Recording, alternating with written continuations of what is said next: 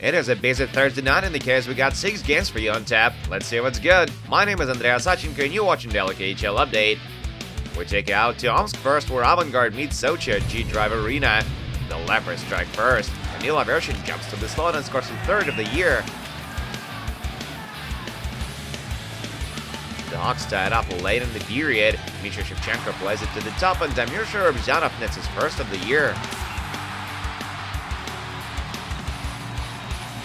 But Sochi scored 2 more before the period expires. Artem Nikolaev finds the back of the net with a redirect to make it 2-1.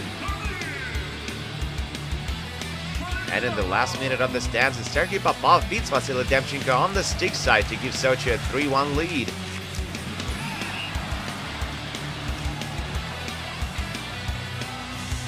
But with just a second remaining on the clock, Vladimir Tkachuk hands it off to Alex Broadhurst, and he zings it past rookie Artemy Pleshkov. It's 3-2 after 20. Avangard tied up with a power play marker early in the second. Ricochet celebrates his 19th goal of the season.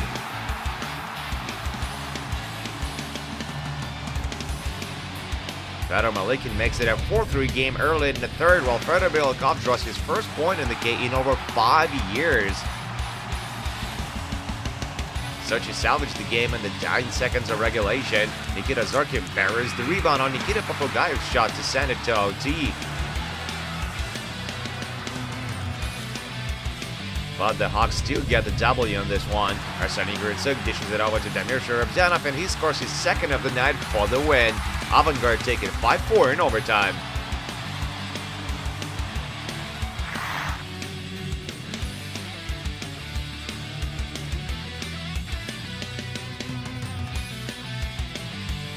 And now to Yekaterinburg for a rivalry game. Avtomobilist meet Metalurg after a 3-0 loss late in October. The team's straight goals in the first. Philippe Maillet puts the Versts in the lead with a nice shot from between the dots. And 50 seconds later, Stefan Costa scores his 10th goal of the season to tie it up. Stepan Kripanov with the only assist on the play. They go on to trade goals again in the second. Curtis Volk tucks it home on the rebound, and that's a power play marker. Metalurg responded with a goal on the man advantage as well. Andrei Chibisov finds the back of the net, while Philippe Maillet draws a helper. The Foxes get their second lead of the night, midway through the third. Pavel Akolzin celebrates his 7th of the season. But Avtomobilists get the equalizer with just 4 minutes remaining to play in regulation. Stepan Kripanov with the tally.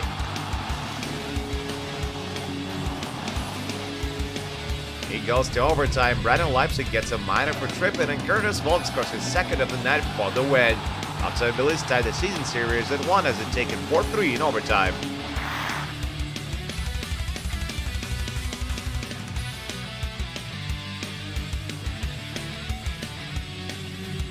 Moving on to Minsk, Belarus, Dynamo defend the ice against Sibir.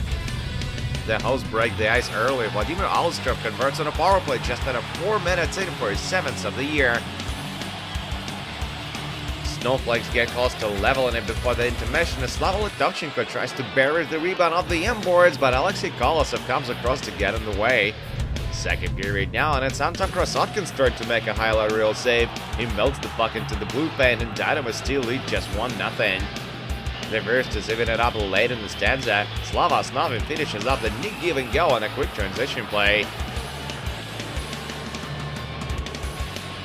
The game goes the extra mile, and Taylor Beck wins it for Sibir with a goal on a delay penalty goal. Slava Osnovin draws an assist on the play, and the Snowflakes take it 2-1 on the road.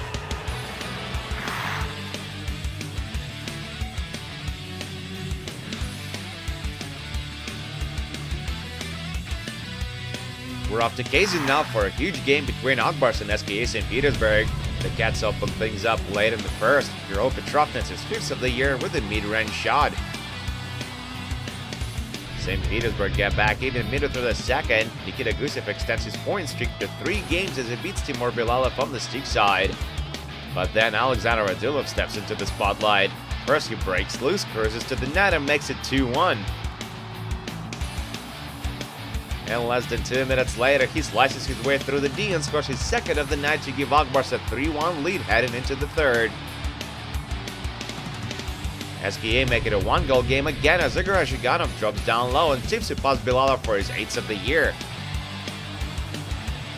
Soon after that, Ilya Safonov scores his 10th with a one-knee one-timer to restore the 2-goal lead for Akbars. And a little later, Safonov draws an assist for his 3rd point of the night as Alexander Radulov converts on a power play for his 4th career KHL hat-trick. They won't need anything else. Akbar stopped the bleeding as they beat the top team of the league 5-2 on home ice.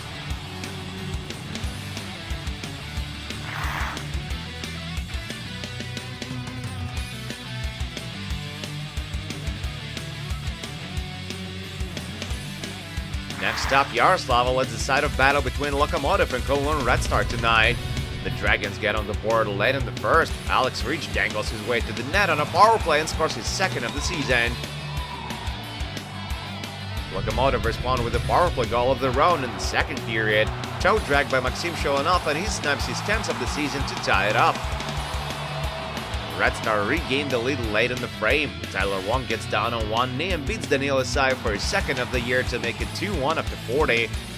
Loko strike back with yet another power play goal. This time former Flames peak Rushan Rafikov pulls the trigger, and this one will go all the way to the shootout.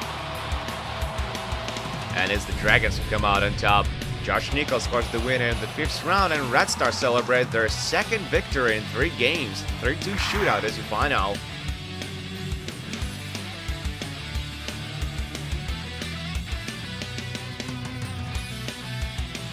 Last game of the night takes place in Moscow as Dynamo welcome Admiral.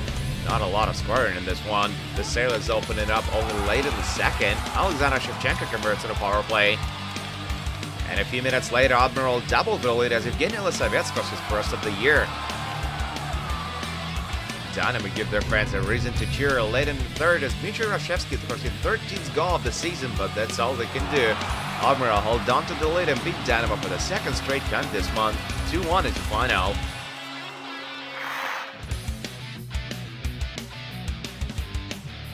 And that's it for the KHL update, but do come back tomorrow for 2 more games. Torpedo will host Severstal while Spartak will face Red Army.